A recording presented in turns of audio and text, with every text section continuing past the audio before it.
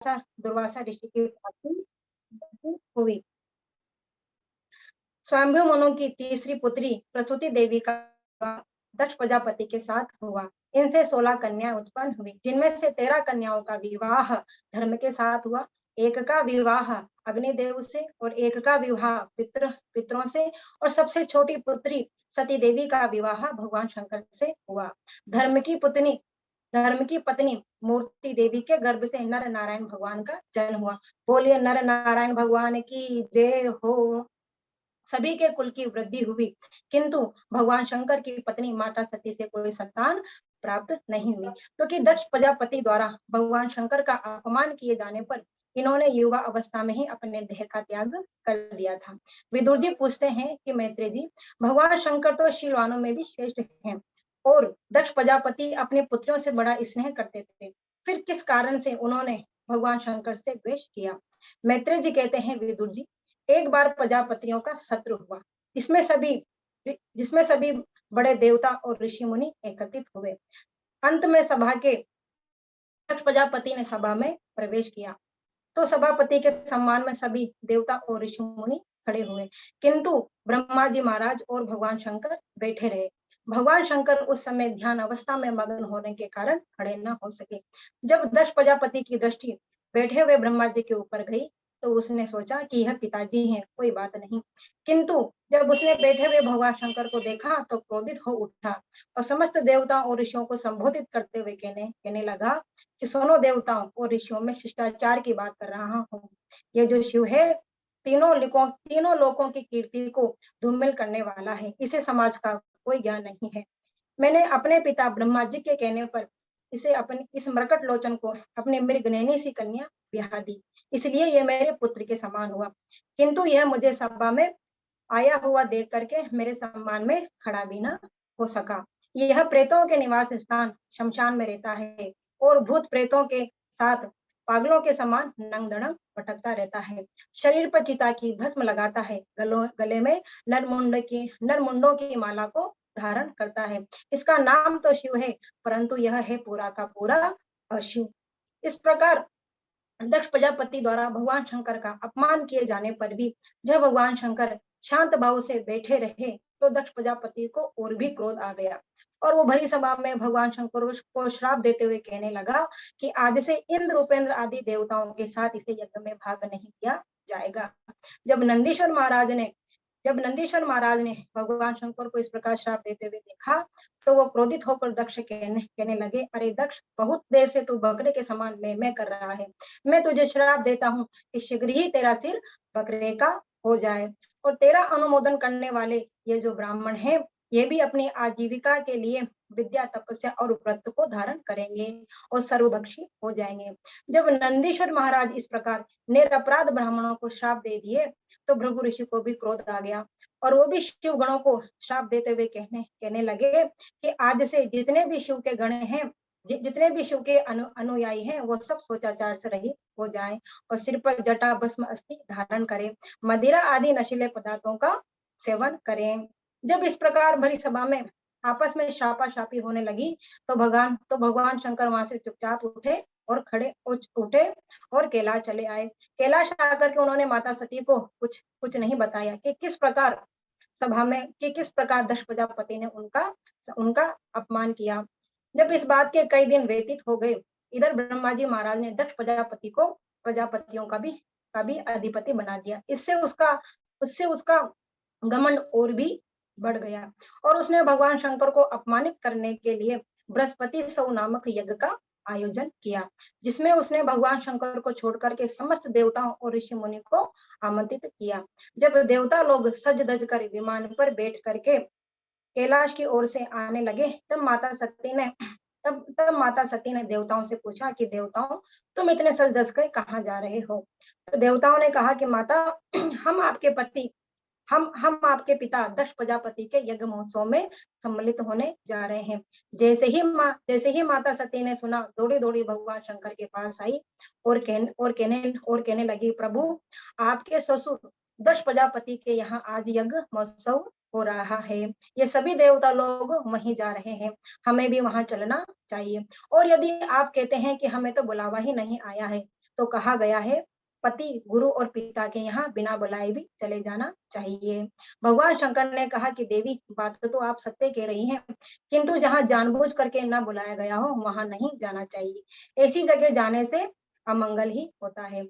आज भगवान शंकर ने माता सती को अपने पास बिठाया और दक्ष प्रजापति द्वारा यज्ञ में न बुलाए जाने का कारण बताया, और यज्ञ में जो घटना घटित हुई थी वह सब आज कह सुनाए। और माता सती से कहा कि देवी, यदि आप मेरी बात न मान करके वहां जाओगी तो आपका कल्याण होगा, क्योंकि सम्मानित व्यक्तियों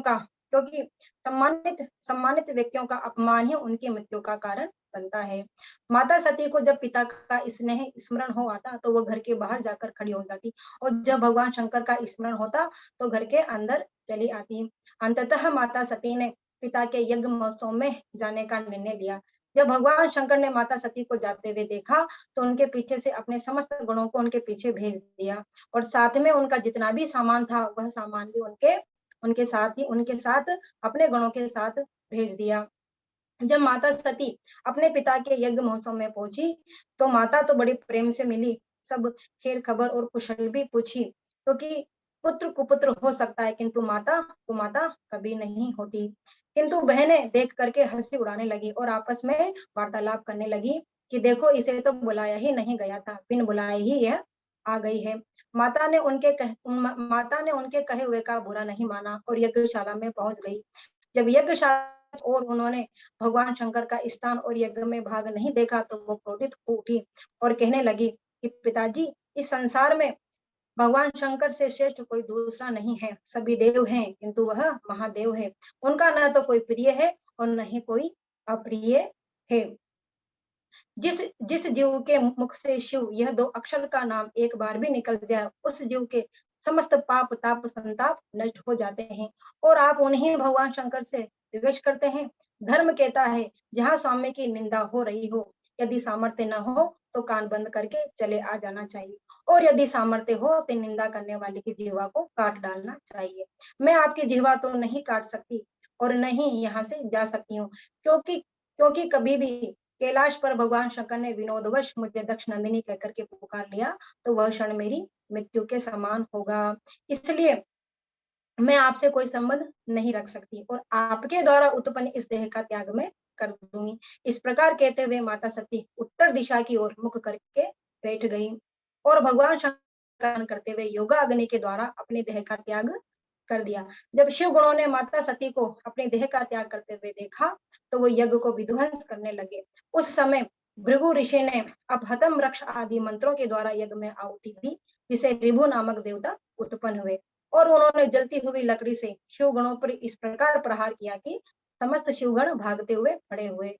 इधर नारद जी मुनि द्वारा जब भगवान शंकर को सती माता के देह त्याग का समाचार मिला तो वो क्रोधित हो उठे, क्योंकि भगवान शंकर अपना तो अपमान क्षमा कर देते हैं किंतु अपने भक्तों का अपमान कदापि क्षमा नहीं करते हैं।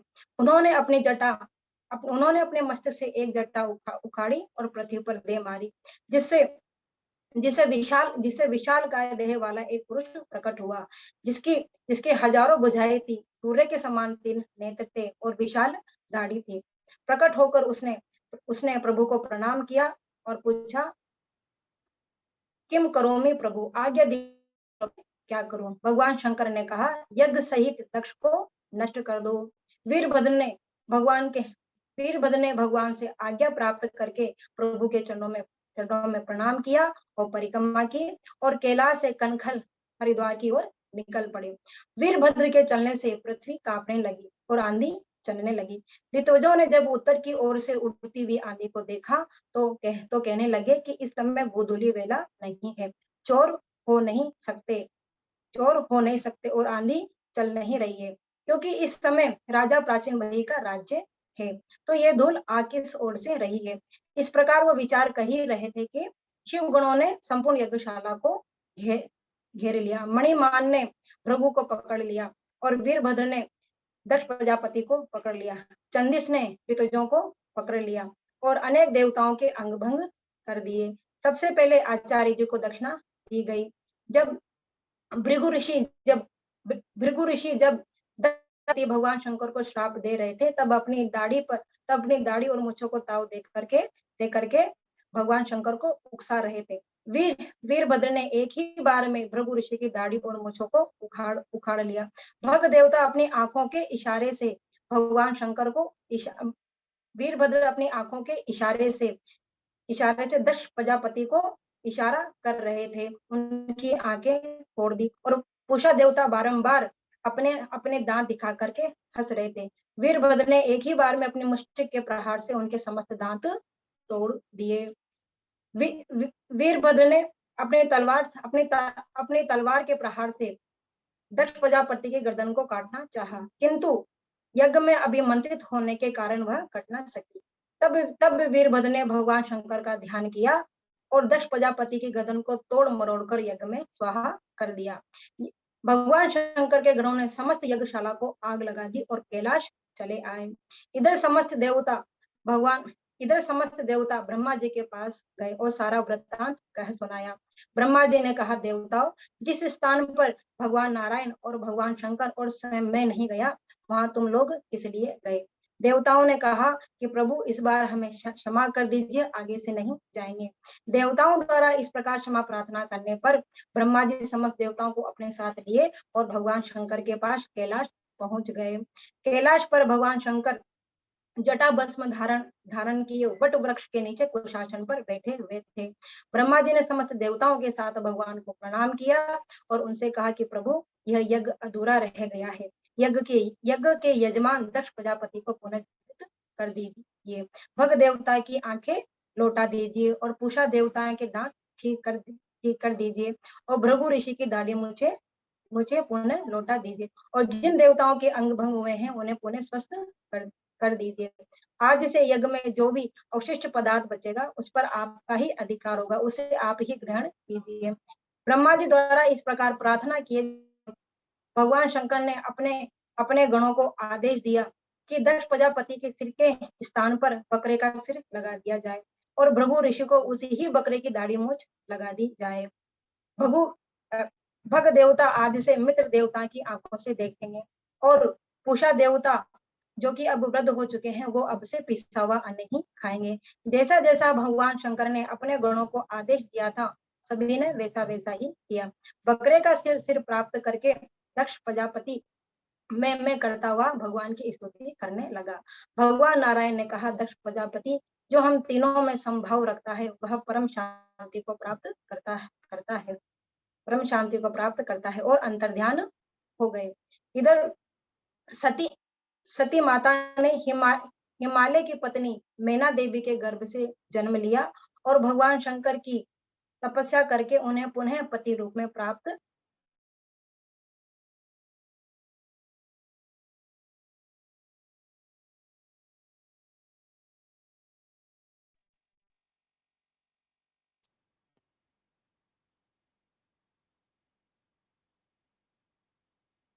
जी गुरु जी। चलिए, बहुत सुंदर। अभी कविता चल रहा था वक्तव्य। देखिए, वाणी में तो बहुत बढ़िया शुद्धता है आपकी, स्पष्ट वाणी है आपकी और बहुत बस अच्छा। थोड़ा हेजिटेशन है गुरु जी, श्लोक बोल नहीं पाए हम, जबकि याद है हमें श्लोक। अच्छा अच्छा, श्लोक नहीं बोले हैं और दूसरी बात जो हमको दिख रहा है ना, बहुत अच्छा जी आपका जो और हो जाएगा तो बहुत अच्छा हो जाएगा। आप जो बोल रही थी वक्तव्य बहुत जल्दी जल्दी बोल रही थी, है ना? हाँ आपको जी समय गुरु जी। लेना है, इधर जी करके जी जी बोलना है, ठीक है ना? अब हम हाँ, प्रैक्टिस समय करके गुरु की। जी एक दो बार बोलेंगे ना, तो हम बोलें, क्योंकि हाँ आज हाँ हमें हमारे हाथ ठंडे हो रहे हैं, आज तो हमें खुद को हेजिटेशन हो रहा है आज। हाँ हाँ, नहीं हम ठीक है। पहली तो अभी दो चार बार जब होगा आपका तो सुधार हो जाएगा सब। जी हम जी जी बताते चलेंगे, उस पर ध्यान देना है। अब अगली बार आपको ध्यान देना है कि जल्दी जल्दी ना बोले, ठीक है? जी जी जी गुरु जी, जी गुरु जी, बिल्कुल बिल्कुल। आप बच्चों के शुद्धता लिए बहुत क्षमा अच्छी करना थी। गुरु जी। हाँ, कोई बात नहीं, शुद्धता बहुत अच्छी थी। लेकिन वही आप जो जल्दी जल्दी बोल रही थी ना, इसलिए थोड़ा सा लग जी रहा था जी कि जी। हाँ, बहुत जल्दी है, व्यास जी को कहीं जाना है। नहीं तो ऐसा नहीं नहीं नहीं लगता। नहीं गुरु जी, आज पहली बार बोले हैं ना, तो हमें मतलब याद सब कुछ है, लेकिन थोड़ा उसको कंट्रोल नहीं कर पा रहे हो, तो इस ठीक वजह है से ठीक है, हेजिटेशन। चलिए धीरे धीरे अभ्यास करना है तो हो जाएगा। जी जी जी जी गुरु जी। ठीक है? राधा माधव कृपा बनी रहे, बढ़िया से इसी प्रकार अच्छे से तैयार करिए और जी। धीरे-धीरे और